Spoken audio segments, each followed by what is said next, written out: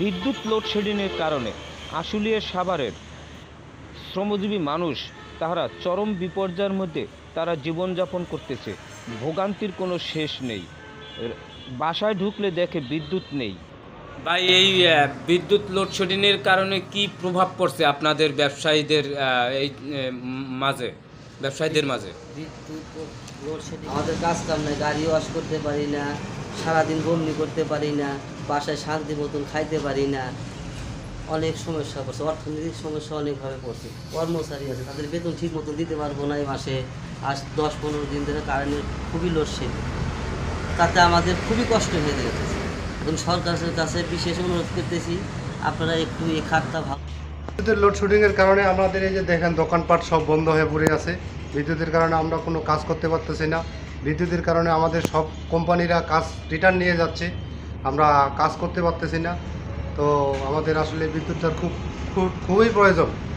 বিদ্যুৎ না থাকার কারণে আমাদের ঠিকমতো মোবাইলে চার্জ দিতে পারি না।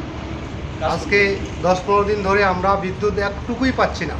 সারাদিন মিলে মনে করেন 1 ঘন্টা বিদ্যুৎ আমরা পাই না, এই আর কি। আর তো বিদ্যুৎ দেওয়ার জন্য সরকারের কাছে খুব আকুল আবেদন যে আমাদের বিদ্যুৎটা ঠিক করা হোক। বিপর্যয়ের মধ্যে রয়েছে সাধারণ ব্যবসায়ীরা, যাহারা অটো গ্যারেজ, অটোমোবাইলস এবং মোটরসাইকেলের গ্যারেজের ব্যবসায়ী মালিকগণ। তাহারা বেশিরভাগ মানুষই তাহারা ঋণগ্রস্ত। এই বিদ্যুৎ না থাকার কারণে তারা চরম ভোগান্তির মধ্যে পড়েছে, বিপদের মধ্যে। এর মধ্যে বিপর্যয়ের মধ্যে রয়েছে পোশাক শিল্প শ্রমিকরা। তাহাদের মধ্যে হচ্ছে পাশাপাশি তারা যে বাসায় যায় একটু মানে ক্লান্তি দূর করার জন্য ঘুমাতে পারছে না। দিন শেষে এসে তাদের মানে ক্লান্তি নিয়েই অফিসে আসতে হচ্ছে।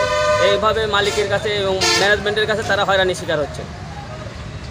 এটা উত্তরণের পর তো অবশ্যই উপদেষ্টারা যারা আছে তারা অবশ্যই জানেন, এবার যেখানে যেখানে বিদ্যুৎ ঘাটতি আছে সেটা পূরণ করতে হবে। পাশাপাশি যেখানে অপচয় হয় সেগুলোর দিকে নজর দেওয়ার দৃষ্টি আকর্ষণ করছে।